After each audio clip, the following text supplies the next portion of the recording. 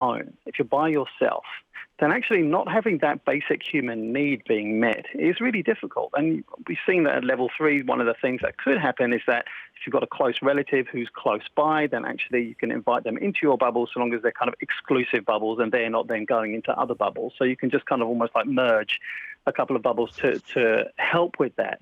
So at some stage we will be moving to level 3. The question is how soon?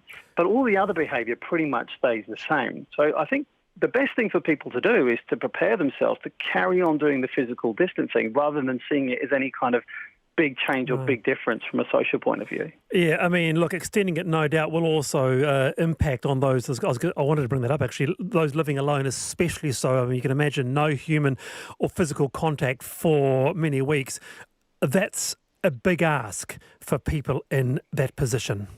It is a really big ask. And for some people, that ask is going to continue. You know, for those people who are over a certain age, I think 70 or 65, I think it might be, and for those people who have underlying health conditions, they're going to be asked to keep themselves shielded as much as possible, even when we go to level 3. And even at level 2, there's going to be some precautions around that too. So although they'll ease off for some people, I think it's good to remember that those people who won't be able to change their behaviour so very much, and we need to think about their needs and how we help them too as we move through the different levels eventually. Yeah.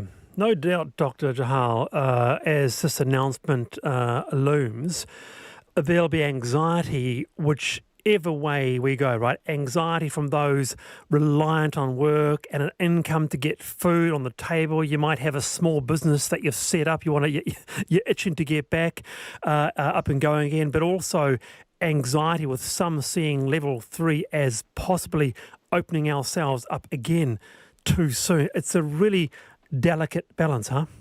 It is a very delicate balance. And yes, there's going to be a little bit of uncertainty and anxiety caused whichever way this decision goes. And I think that what's going to be really important is really building up the model as to what life is going to look like and giving reassurance for those people who think that actually this is probably going a little bit early, to make sure that those restrictions are going to stay in place and they can have confidence that actually we're on top of things like contact tracing and all the other things that we need to do. And for those people who are looking and aching for an economic opportunity so that they can get themselves back on their feet and get their businesses back going, that they are going to be able to do that, if not now, then in the very near future, and understanding what the time scale is going to look like for that. But yes, it's a very, very tricky balance today. Just finally, Dr. Jahal, I mean, you've had sort of quite the experience in disaster mental health, but this pandemic, this COVID-19 pandemic, obviously something completely new to you in your field also? Yeah, nobody was expecting anything quite like this, and there's various characteristics of it that make it so difficult to deal with, like the really long incubation period, so having to wait around a long time to see whether somebody is infected, and all the doubts around whether people are spreading the virus when they're asymptomatic. So all of these things combined, and it all happening globally at the same time. Now, we know that happens in pandemics, but everybody's struggling at the same time, and this kind of big shutdown that's happening. I mean, yes, it's happened in the past, but not within living memory. So I think it is incredibly challenging for everyone at the moment. And I think we also need to realise how well we've done. You know, I think as New Zealanders, we've done so well to get ourselves to this point. And I think a little bit of the anxiety is probably around not wanting to lose that. Right. But I think it is worth taking the pause and saying we've done really well to get to this point. Dr. Sam Jahal, clinical psychologist in disaster mental health. Thank you very much for your time. Laura, what do you reckon? Do you agree with some of the points that Sam has made? Yeah, I agree with all of the points he made. I think it was a really great interview, and I think it is a really delicate and tricky balance. Yeah. But I'm a supporter of staying in alert level 4 for a bit longer, because we have a very real possibility of eliminating COVID in New Zealand, and I think that is an aspiration that we should strive for and commit to, while I also have a lot of aroha for people who are struggling at the moment. Yes, well, we've had a large response on whether or not, and of course it's just your opinion too, whether or not you feel that we should stay on level 4 or go to 3. But Ben, everyone is living this, so and it is quite extraordinary, isn't it? The first time in living memory that you watch, you listen and read international news, and every single country is going through this at the same time. Yeah, it's interesting with Anzac Day coming up. When, I was living through that period where Anzac Day had a real kind of resurgence among young people in terms of turning up to the dawn services and record crowds. And I think part of that was always, particularly amongst me and my friends, we would think, a kind of thing of guilt in a way that, we were never asked to make any kind of sacrifice or live through any particularly difficult time as sort of Gen X and younger. And on reflection in the last few weeks, I've decided that was totally wrong. We should have really appreciated those times when we had them. Turns out that living through momentous historical events is actually terrible. And there's no glory in it whatsoever. Can you imagine the decisions being made around the cabinet table today, Ben, as a former, parliamentary insider, the tough decisions being made? Yeah, look, and I think it's very dynamic. I don't think that they've gone in kind of preconceived notion. If they have a preconceived notion, maybe it's been blown a bit off course.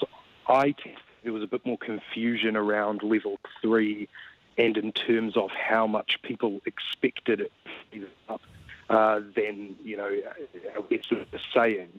I a lot of people who are looking forward to it as a time to reunite with their friends, right, and go on dates with people they've met on Tinder, which of course is not what the Prime Minister was saying. But I think there's a sort of a willingness to kind of imagine that into existence. My sense is that once you go to level 3, it will actually be much more of a free-for-all than it's intended to be. And for that reason, I would, you would think that they may have a few possibly misgivings about going down to level 3 now, and a few more than they had last week when they set out those parameters. Well, Laura preferred the staying at 4 option for the time being. Ben, what do you think? Yeah, I think that's probably right. We shouldn't in any way underestimate how harmful this lockdown has been. We're going to be looking at unemployment at best that we haven't seen since the reforms of the 80s, which caused huge social upheaval, huge social damage. But at the same time, if we have to go into lockdown a second time, that will be much more catastrophic.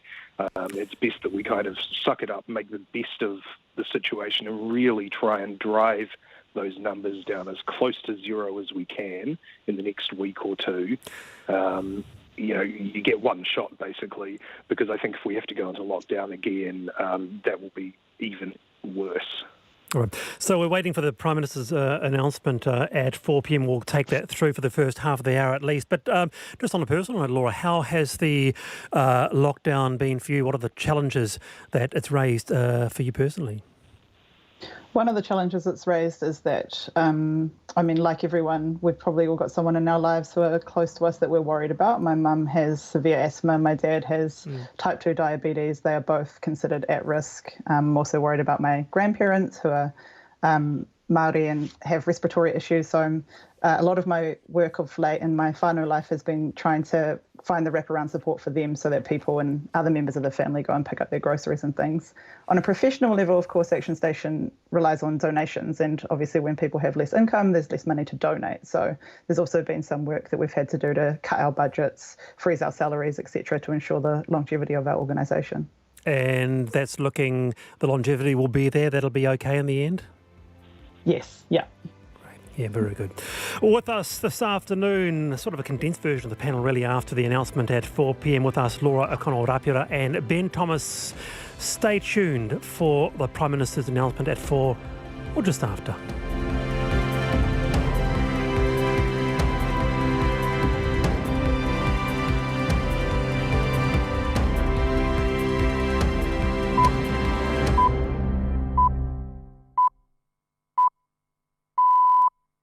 RNZ News at 4 o'clock. Kia ora, I'm Cynthia Morahan.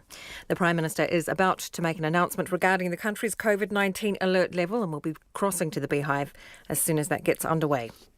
The Health Ministry says the contacts of 1/3 of the people it's using for COVID-19 contact tracing may be out of date.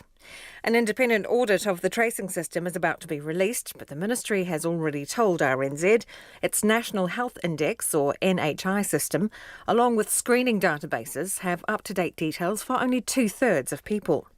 It says updating the other third is its first priority for tracing technology. RNZ understands weaknesses include the NHI not having phone numbers for everyone and not being well integrated with GPs' records. Meanwhile, the ministry has... And we're crossing to the Beehive now.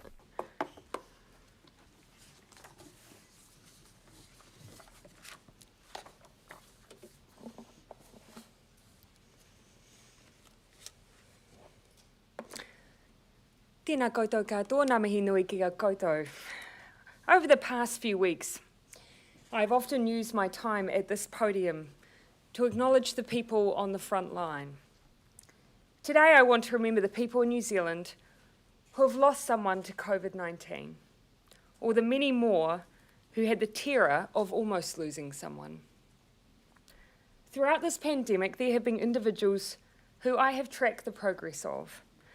I didn't know their names, but I knew their status, and I still get a phone call for every individual person that we lose to COVID-19 in New Zealand.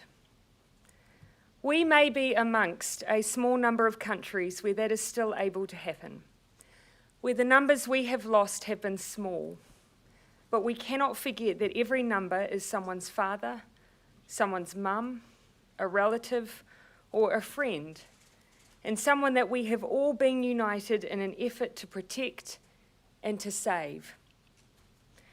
And that is why we as a country took on the challenge of staring down COVID-19, because we believed that decisive action, going hard and going early, gave us the very best chance of stamping out the virus.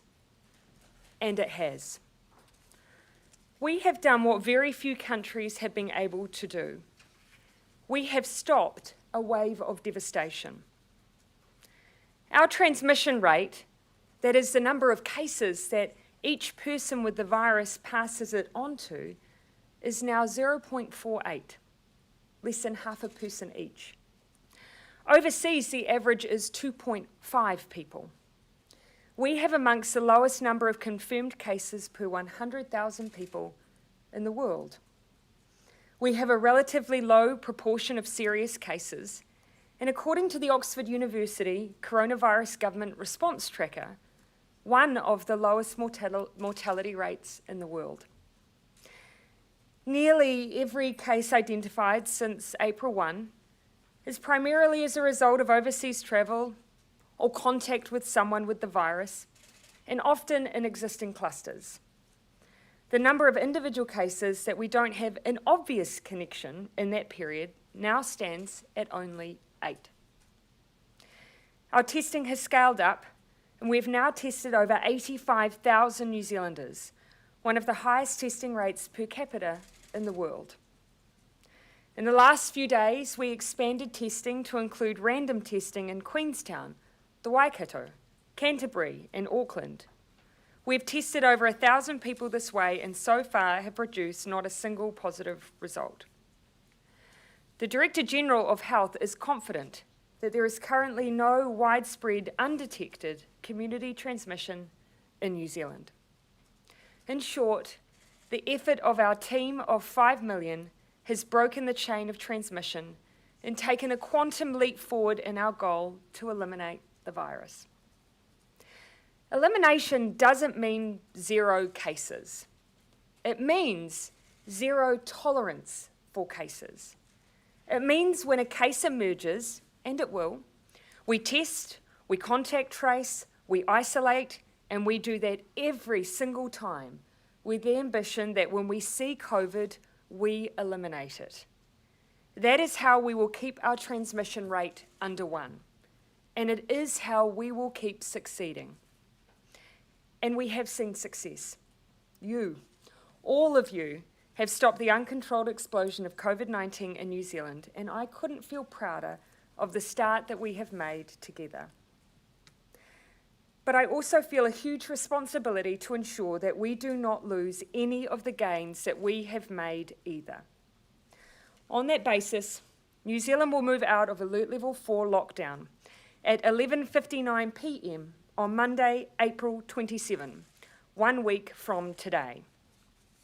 We will then hold at Alert Level 3 for 2 weeks before reviewing how we are tracking again and making further decisions at Cabinet on the 11th of May. In making this decision, Cabinet discussed in depth all of the data that we have shared with all of you daily. We looked at the gains we have made in our results, but also our systems. We considered that the longer we are in lockdown, the less likely it is we will need to go back. We also considered moving alert levels on the 23rd of April, which is in just 48 hours' time.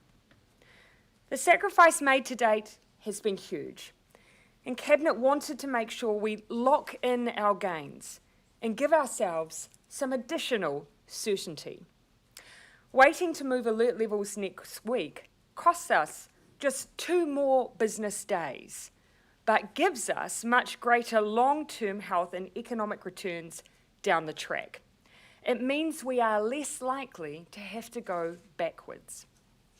Ultimately, we have taken a balanced approach, and one that the Director General of Health not only supported, but also recommended. This time we now have will be used to prepare on all fronts. This week, businesses will be allowed to get ready to open, such as employers re-entering premises to receive stock if necessary, but we ask that in doing so they stick to social distancing and their bubbles. This is not an early move out of alerts, it is merely a matter of preparation. Same principle applies for preparing schools and the education system. Schools and early learning centres can be accessed this week for cleaning, maintenance and any other preparations.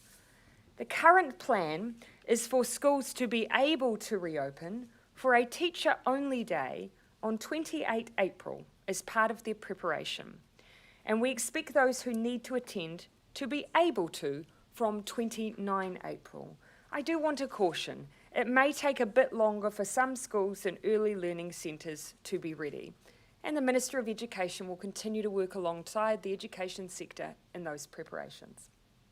And from a health perspective, this week testing will continue, including giving ongoing public confidence that we are reaching isolated, rural, Māori and Pacific communities. Contact tracing will be bolstered even further, and we'll continue to use the best evidence, advice and modelling we have to make daily decisions to serve New Zealanders. The most important thing to remember in the meantime, though, is that all of this preparation takes us to an alert level in 1 week's time, a recovery room of sorts, that has many restrictions. Yes, Alert Level 3 allows more economic activity like construction, manufacturing and forestry, but it does not allow more social activity, and for good reason. If we want to make sure that we are a health success story and ensure our economy can start to operate again without the virus taking off, we need to get this next phase right. The worst thing we can do for our country is to yo-yo between levels with all of the uncertainty that this will bring. We need to move with confidence, and that does mean following the rules. So, here is a reminder of the principles for Level 3 when we get there. 1, stay home. If you are not at work, school, exercising or getting essentials, then you must be at home, the same as Alert Level 4. 2, work and learn from home if you can. We still want the vast majority of people working from home and children and young people learning from home. At-risk students and staff should also stay at home, and they will be supported to do so. Early learning centres and schools will physically be open for up to Year 10 families that need them. 3, make your business COVID-19 safe. COVID-19 has spread in workplaces, so the quid pro quo of being able to open is doing it in a way that doesn't spread the virus.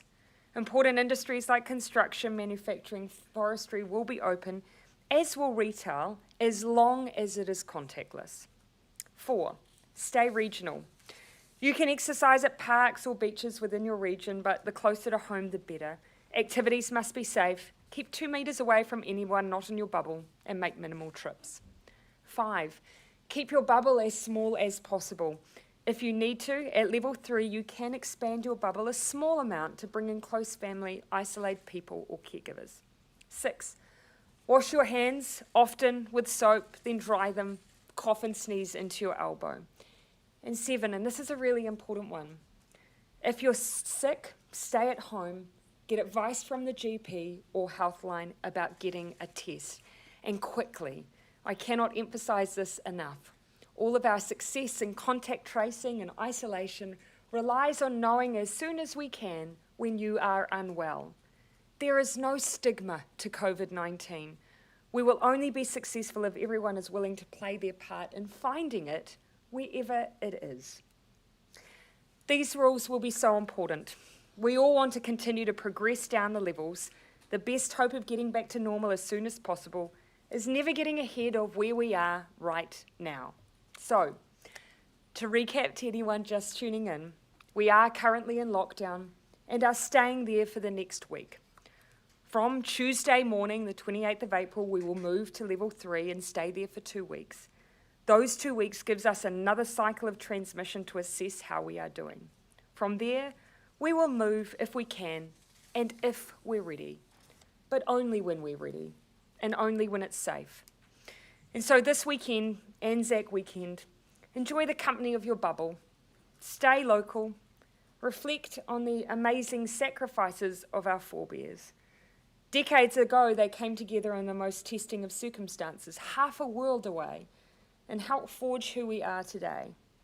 It was a very, very different battle than the one we are in now, but the character of who we are as a country remains exactly the same. So please, stay strong, stay home, be kind, and let's finish what we started. I'll now hand over to Dr. Bloomfield. Thank you, Prime Minister. Kia ora koutou katoa. I just want to comment briefly today on the work over recent weeks on testing and contact tracing, given the significance of both of these for supporting our move to level 3. These are 2 areas of the public health response that we have scaled significantly over the last 2 months. Early on, we worked hard to ensure New Zealand implemented its own testing capability, and we have scaled that up significantly week on week, while improving our supply lines for testing kits. This has supported our high testing rates that the Prime Minister referred to, and these are now amongst the highest in the world. In the coming weeks, we will continue to focus on testing people with symptoms suggestive of COVID-19 and hunting out any undetected cases that might exist. We will continue to undertake community and other sentinel testing as part of our ongoing surveillance. We will also be stepping up our testing on asymptomatic workers in facilities where there have been recent cases, including in healthcare settings, essential businesses and tourist industry groups, and also proactively testing cases or testing contacts of new cases where indicated, regardless of symptoms. This will include household, workplace and social contacts.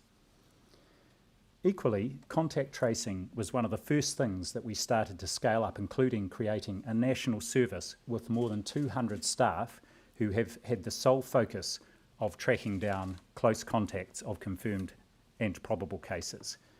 Essentially, what we are doing here is transforming what was a very local manual process into a national automated system with scale. This is the first time this has been done in New Zealand, and I'm proud of what the team has achieved over the last month. To ensure we are heading in the right direction, I asked Dr. Aisha Verrill to come in and independently review our approach. Dr. Verrill has provided a report with very constructive feedback and guidance on how to further build our contact tracing capability and capacity to ensure it achieves our aspiration of gold standard. Her report is being publicly released this afternoon, now that it has been considered by Cabinet, and I will continue to update you on progress with implementing the recommendations. A number of those recommendations have already been put in place or responded to, and work continues apace on the others. Thank you, Prime Minister. All right, thank you. Happy to take questions. Minister, Jessica, and then we'll come to Tova. What do you say to someone sitting at home watching this who's done a hard slog for 4 weeks and is now being asked to do a whole other week? Haven't we made it? Haven't we got across the My line? message to New Zealanders is you have sacrificed too much for us to lose those gains now. Let's lock them in. Make sure we do everything we can not to go backwards and keep moving forward successfully. Do you appreciate the big ask? Yes, I do. Because, I mean, things like funerals, for example, no exemptions there? Yeah. No changes there. Actually, just as I came down, I was shown an email from someone who had lost a loved one who said that they were one of the families who have been affected by the funeral arrangements, but to reinforce not to change them. Now, that to me is the extraordinary courage of New Zealanders who, in spite of feeling so acutely the sacrifices that they're making, believe in the mission that we have together. And that's the kind of message that reminds me that we are doing the right thing together. And we're weighing up those sacrifices for either decision. How hard was this decision to make? Every point along the way, we are having to, of course, make sure that we are looking at the health impacts and also the economic impacts. But thankfully for New Zealanders, both point to the same path: fight the virus, save lives and save livelihoods. So this decision has really fallen into place based on all of the evidence, the modelling, the research and the advice, and we have agreed with the recommendation from the Director General of Health. Did you think that we were actually going to move out of lockdown this week? Was that where your head was at last week? My view is I've always been willing to wait for the latest information and data we have to give us the best modelling we can and the best advice we can. So we only started considering that over the weekend when we had that information all in front of us so we could do it in real time. So New Zealanders have had the same data we have. Just the risk that people will get too relaxed now because we are pushing them that extra week, aren't we? Pushing them kind of to the brink of lockdown. So how concerned are you that people will get relaxed and stop being compliant? I don't think New Zealanders want to waste all the effort that they've put in already.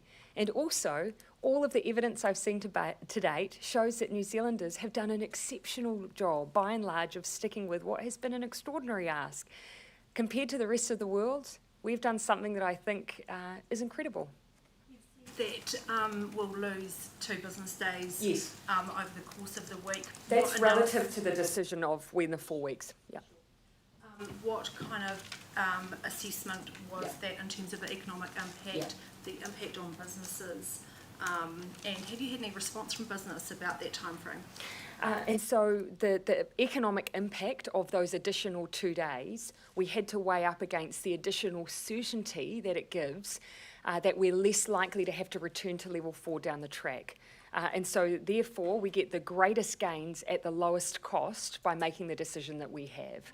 Business days relevant though in this setting because, for example, online services, they're not going to just be 9 to 5 closing. So isn't it actually wider?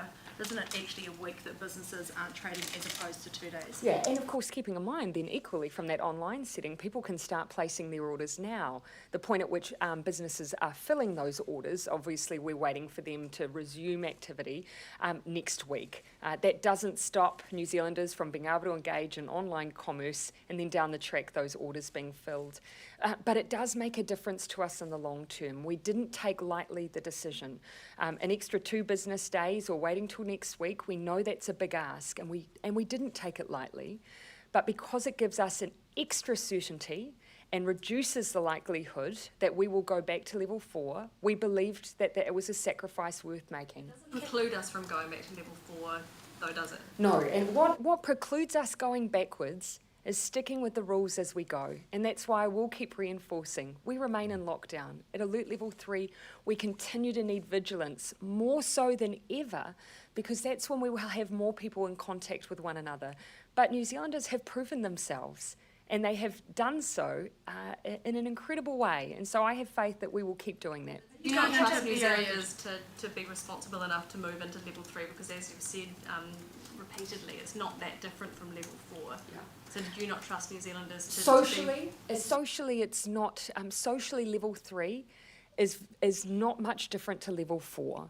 But economically, it's quite different. We have much more economic activity going back at level 3 than we have now. So it is a big change, and that's why we need vigilance in every other part of people's lives.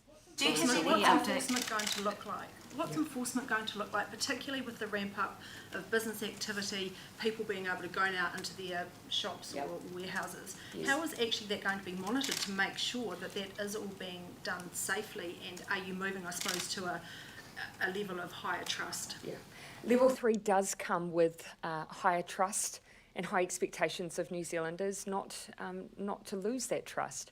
We will still have police, of course, acting as enforcers. It will be very obvious if we have congregation and recreational areas. It will be very obvious if we have movement that really outstrips what we would expect for the kind of commerce we'll be engaging in. So people will still be asked questions when they're moving around. We will still have the police undertaking that job. But there is more trust at alert level 3. The business thing, it's not so obvious necessarily. There might be companies going back and you don't really know what's going inside. No. Again, are you just trusting people to do the right thing? And look, there's a lot of that alert level 3, and there will be in preparation. But of course, what we've heard is that in order for people to get started, some of them just on their own need access to their premises. So our view was that could be done safely, and that we have faith in our operators to do that. But this is not an invitation to trade, to open, to restart. It is only an invitation to prepare. Do you have leeway to further extend level 4 if there is a significant development in the next week, and what conditions would that be? Yeah, I'll also give I'll hand over to Dr. Bloomfield to also add here, but our results in the last week have been fairly consistent. You'll have seen today we've narrowed down only to one case. We were undertaking a bit more further investigation from what we had today.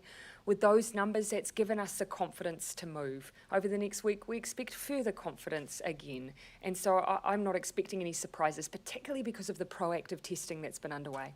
Dr. Bloomfield, though. Yes, just one thing to add to that, Prime Minister, and one of the things about being in the lockdown sort of situation is even the cases that are coming through, and a number of the more recent ones in recent days have actually been people who were infected, it seems, and had symptoms before we even went into lockdown, and they have had residual symptoms, have now been tested and are positive, but actually they have been within a bubble, and so the risk of further transmission is very, very low, and we've seen that reflected in the number of contacts for each case that is coming through, and our ability very quickly to identify for the vast majority of them what the source of their infection was. Yeah. What's your plan to restart Parliament? Hey, so it's something that the Business Committee has been discussing.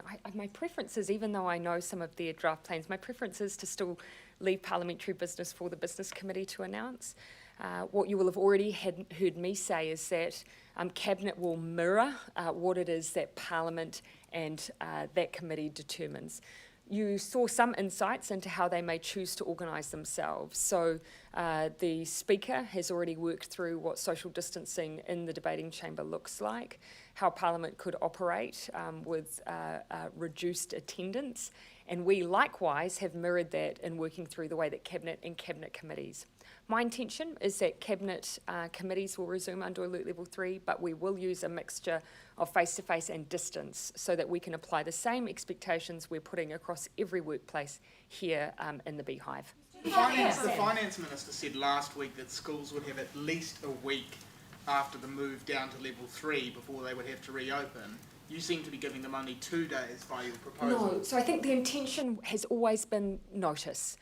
We absolutely expect that there's a need for preparation and planning, and that's why you heard me speak today about giving access to schools, that schools being able to, for instance, do any cleaning, do any movement of equipment within school grounds, do any maintenance work, and also that teacher-only day we've been specific about for Tuesday of next week. For some schools, it may take some time thereafter. We're allowing, of course, the Ministry of Education to continue to work with the education sector. But we absolutely accept we do need to give notice, we do need to give time, and there does need to be preparation. What's the time frame for the schools? Early Childhood Council and a petition with 35,000 signatures from teachers both urge you to keep all ECEs in schools closed at Level 3 because they won't be safe. What's made you determine that they are safe? I'll hand that to the Director General, who we're acting on his advice in the way we're operating within schools. Thank you, Prime Minister. So this is one of the settings we looked very carefully at the international evidence, and the experience both in New Zealand and overseas with COVID-19 over the last few months shows that it does not that COVID-19 doesn't infect or affect children and teens in the same way as it does adults. So children and teens tend to have low infection rates, and they don't become as unwell if they do get infected, and they don't tend to pass the virus on to adults. So there are two key public health principles here. One is, first, minimising the risk that someone gets infected in the first place in Alert Level 3, hence the maintaining the physical distancing and the strict measures in a whole range of settings. And secondly, of course, limiting the number of people or possible contacts that people have if they do get infected to make it easier to prevent any further spread. So again, we had a look at Alert Level 3 approach in the ECE or school-based environment, and it's the advice and the approach is expressly designed to limit the potential contacts that children and staff members and therefore families might have to someone who may be infected. So we're very confident that it's possible in Alert Level 3 to open up ECE and primary schools, especially with that, primary and middle schools, especially with that notice so they can prepare ahead. Keeping in mind, of course, our underlying principle at Alert Level 3 is still that people work from home if they can and learn from home if they can. We want as many children and as many adults, if they're able to be still at home. This is in those scenarios where that's not possible. So we are not expecting large numbers to be in attendance. The second point to make is that overall at Alert Level 3, we're still expecting about an extra 400,000 New Zealanders to re-enter our workplace. We have a responsibility, be they people who are working in construction, be they people in manufacturing, or be they people in education, to do that as safely as possible. And that has been top of our mind when we've been designing the guidance and the decision around Alert Level 3.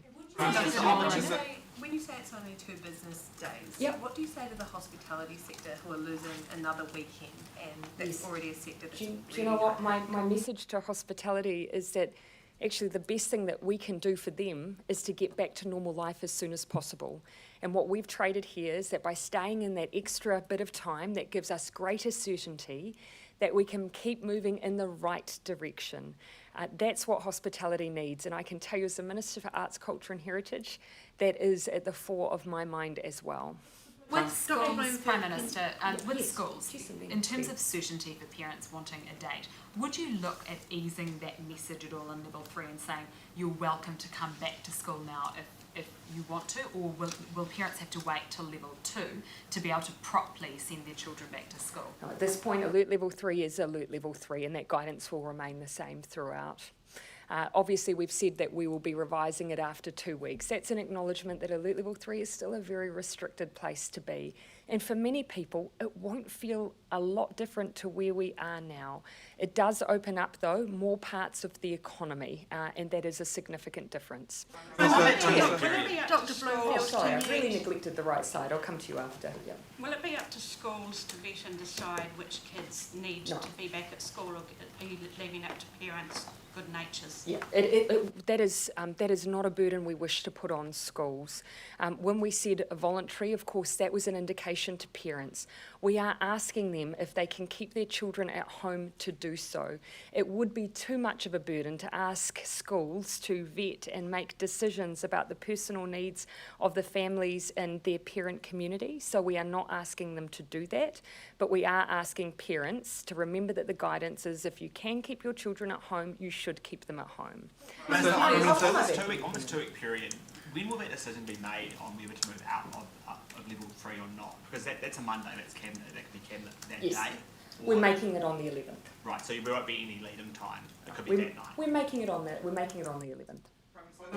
Prime Minister, did you consider dropping the alert level for some regions on the Wednesday immediately? For example, Te Tairāwhiti, who rely heavily on forestry and would benefit economically significantly with those extra days, but also have very few cases and are one of the safer regions. Did you consider dropping regions like that? Yeah, one of the safer regions, but also one that I know is very much on board with our goal to eliminate COVID. Yes, we did consider a regional approach. And that is not something that we have ruled out in the future. But our view now was that on the data and the analysis and the modelling we had, we were best at this point to stick together as a nation. Now, one of the things that has also struck me, and perhaps Dr. Bloomfield might like to comment on this as well, is some of the cases we've had in their history prior to lockdown, there has been a lot of movement around the country. We are a people who move between our regions. And so that's been top of our mind when we've been thinking about the approach we take. A case might emerge in one part of the country, but it might have come from somewhere else. Is there anything you want to add on that? Yes, just to pick up on that point, Prime Minister. So we were, both the Prime Minister and I were worried about one of the cases reported today, which is in Northland. And as it transpires, this is one of those cases where it was travel to Auckland, actually before the lockdown, that was where the likely source of infection was, which is reassuring.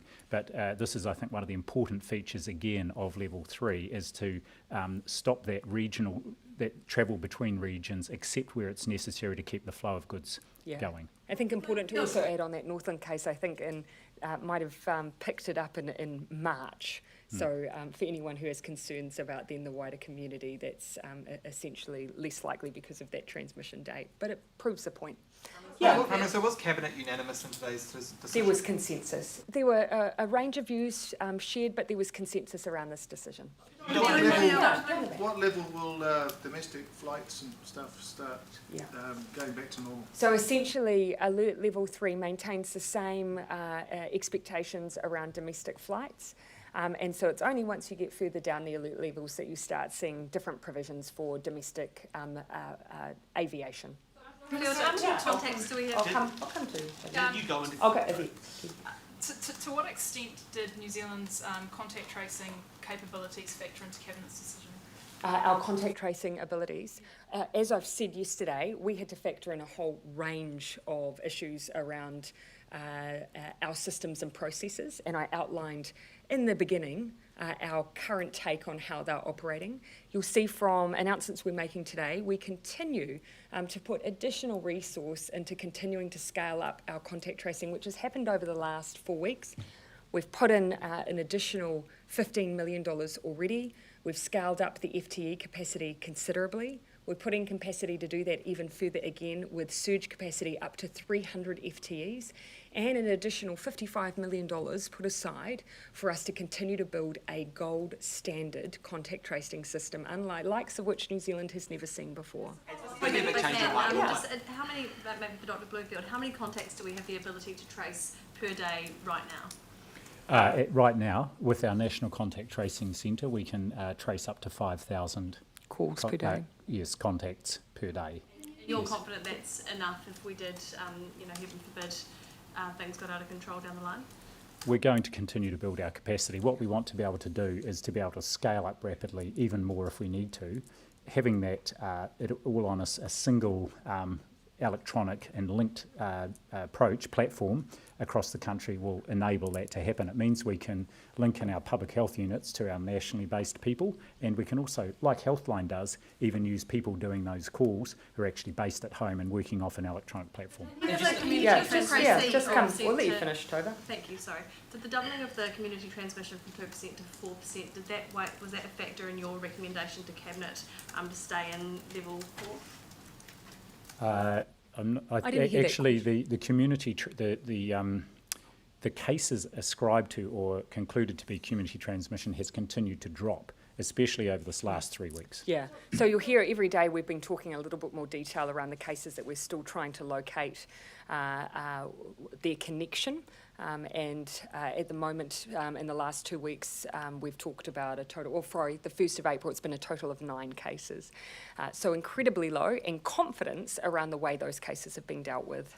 Dr. Bloomfield, can you please give us a little bit more detail about Dr. Verrill's findings about contact tracing and where that, I suppose what confidence or not that gave you? Look, I think in summary, and the report will be made available so you can read it for yourself, I think Dr. Verrill was complimentary about the work that was being done. She was confident that the direction of travel was good, that the model that was being implemented was good, and she gave some recommendations about how that could be further strengthened, including, and her very first recommendation was investment in the public health units, and this is what the Prime Minister's just alluded to, as this further investment in public health units. And she also proposed a suite of indicators whereby we might measure performance as this evolves into a national service, so that we would know we were not just delivering contact tracing, but that we were delivering it in a way that was going to actually support our efforts to stamp out COVID-19. Did she identify any weaknesses or gaps that would really be a cause for concern as we move into level 3 and then potentially level 2? I would say that she identified that the need to move the system from a local, very manual process to a national and electronic one was what was needed to address, what you might call a range of small gaps and areas for improvement. So you will see that, I think, when you see the report. And that'll be going out very shortly, I think, is my understanding. Prime Minister, the government has had to nationalise PPE distribution. It's had to nationalise contact tracing. How much has this changed your mind around whether DHBs are too siloed, too localised? Yeah. Look, I think it's fair to say that it has given me insights into the parts of the health system that otherwise, frankly, are underappreciated. And I have to say that there's a flip side. It's not just that we've seen actually where there may be greater benefit to a bit more coordination, but equally there would be greater benefit for us all recognising the parts of the health system that do an incredible job day in, day out, and that we may not always see. So it's had that dual effect for me. The Heather Simpson report obviously asks and answers some of those questions. We decided, of course, that we wanted to allow ourselves the time and the space to deal with the pandemic we have in front of us before considering some larger, wider scale health system reforms. I think that's the right decision. I don't think it would be right to plough into that when we're right in the middle of managing a global pandemic. So just how much of a sway did your trust in New Zealanders not to leave a bubble this Anzac weekend play in making this decision? I actually hope what you've heard me express is a high degree of trust and confidence in New Zealanders. And that's comparative to actually to other parts of the world where if you look at that Google tracking and some of the analysis out there and our results, they've all been achieved because of the actions of New Zealanders. So when I read out those results, yes, our frontline health workers, our public health workers, our testing has all played a role, but so have New Zealanders, and so that's why I have trust and confidence. It did go up over the Easter long weekend, so you would have expected that there would have been a flare-up or perhaps additional spread over Anzac. But additionally, what I think we also need to take into account is the length of time people have also been in lockdown, and I think that plays a role, not just what might otherwise be public holidays. So actually our thinking here, as I've said, was that for that small additional bit of time, we get huge gains from a health perspective and in the longer term an economic perspective if we don't have to go back to lockdown. I'll put in, Joe. Just on the healthcare system, is it accurate to, I guess, frame it as sort of first world healthcare, but a third world system for delivering it? Is that an accurate reflection? Has it taken this, an epidemic, to actually acknowledge how the system I think that's crude, and I think that does a disservice to our workforce as well, who's not just working within the system, but have helped build responses quickly and effectively. So look, yes, you've asked some questions about centralisation and decentralisation, but keep in mind, even for our contact tracing, we need people on the ground with local knowledge who know their local community, and that is particularly important for public health. So yes, we want greater national support of that, but we must always keep that local knowledge and expertise as well. So I don't want to get too far ahead of ourselves here. There's more work to be done, and we've always said our health system need to be rebuilt, but I'm not going to rebuild it in the middle of a pandemic. Are we behind countries like Australia when it comes to that nationalised approach? I mean, are we basically having to speed up? I'll again let Dr. Bloomfield's facial expressions answer that question. Look, I think we just have a different system from Australia, recalling that they have a Commonwealth and the state system. So in my discussions with counterparts in Australia, they often look with envy to New Zealand, in particular the fact that our primary care is much more integrated at a local level, so we have much better integration between primary and secondary care, and the opportunities afforded by our local alliances and and similar arrangements. I think that Australia looks to us with envy. What we, I think, both do, and we also look further afield, is to learn from each other's systems and try and take the best of each other's. Last up on that, in terms of what you've said though previously, we've had to create a national system, haven't we? So we haven't had one, have we? This is very specific to our public health services. So we have our 12 public health units around the country. Some look after the public health function for more than one district health board. And whilst there is a national component to that, for example, we contract directly from the ministry with those public health units, and the medical officers of health are delegated or designated by myself.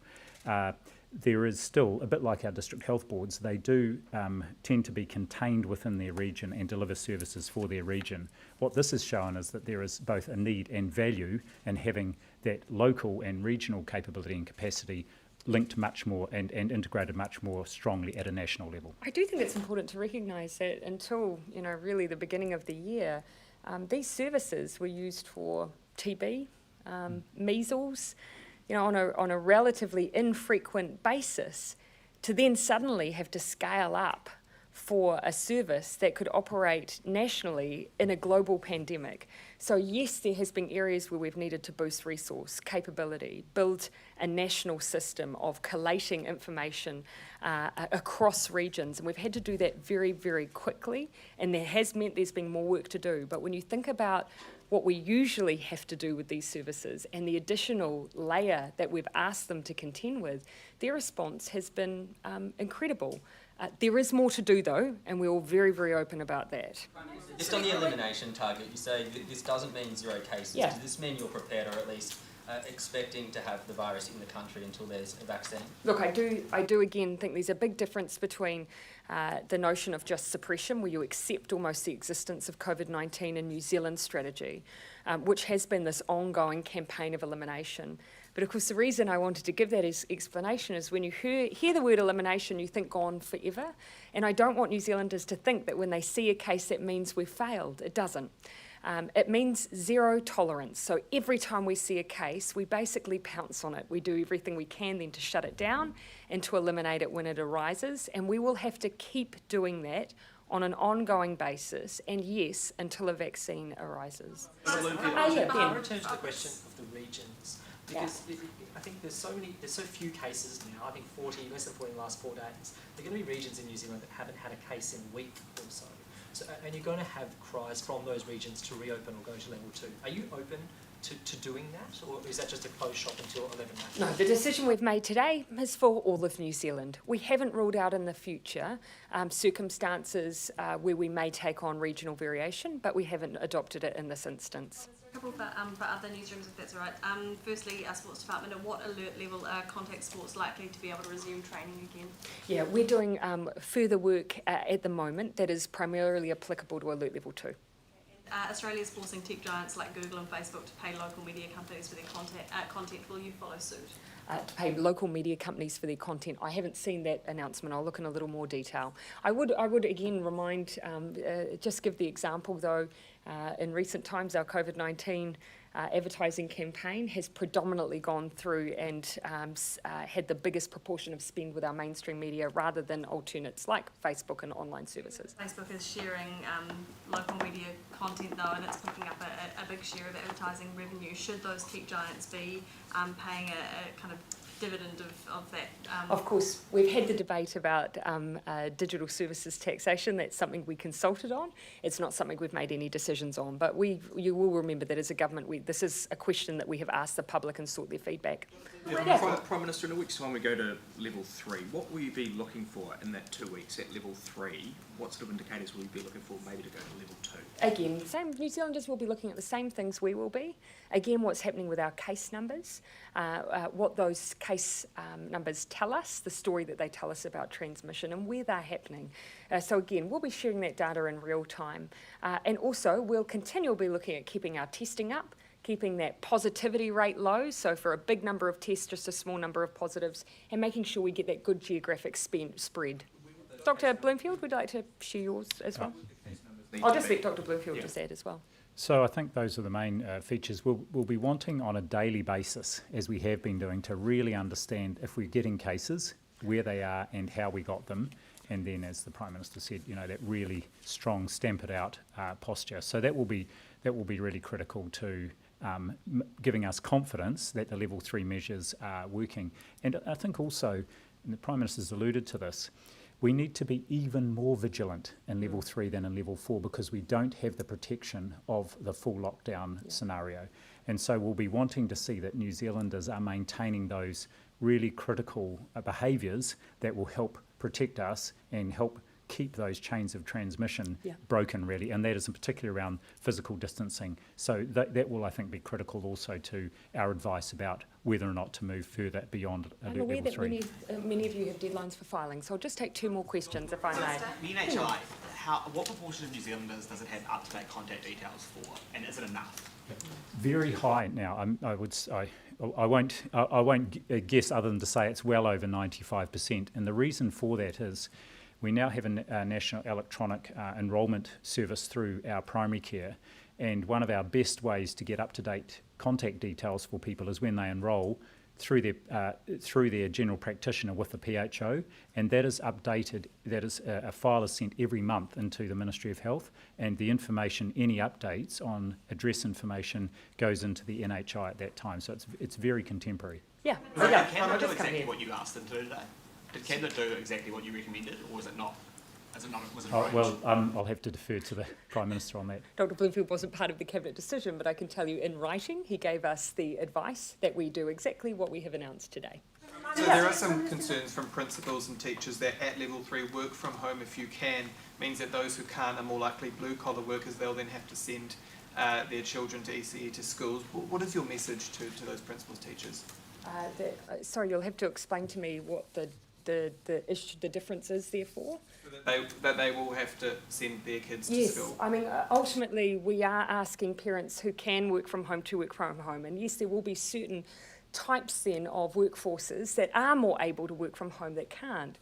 But I think we also need to keep in mind that there have been hundreds of thousands of New Zealanders who are in our essential workforces, including people who are delivering our goods and services and people who are sitting on the checkouts at supermarkets, who have continued to work for us, and now they will be joined by others. I consider, therefore, our teachers part of that critical workforce. And I do believe that we can, of course, focus on their health and safety as well as the children, which should be a small number than what they are used to be able to create bubbles of safety within a schooling environment to the best of our ability. Okay, just the last 2, Gina and then Jo. Because you've extended the lockdown and therefore the amount of time that some businesses will have no cash flow, will you extend the wage subsidy scheme? No, keeping in mind the wage subsidy scheme was for a 12-week period, which of course is well beyond what our alert level 4, and even, so alert level 4 obviously has gone for 4 weeks and then we'll be going through to those additional few days. And then even with the extra 2 of level 3, that's still well below the 12 weeks worth, which the wage subsidy was the value of. Just in terms of your remarks yesterday about public attitudes being part of the consideration, what actually got brought to the Cabinet table around that? I mean, have you effectively been doing sort of Zoom focus groups and polling around this? How do you weigh that? Oh, and that's a very good question. It's very difficult, but one of the things that you look for, of course, is the level of compliance. That obviously if people are feeling like they're being asked to do something that is in keeping with what's required to protect New Zealand, then you're more likely to see that compliance. And I think what you can see from the data we do have from things like Google tracking, for instance, that they've made publicly available, is that New Zealanders' compliance has been really high, and I take that as a sign that they can see the value of what we're doing. You only have to look overseas to see why this is so important. Okay, thank you everyone.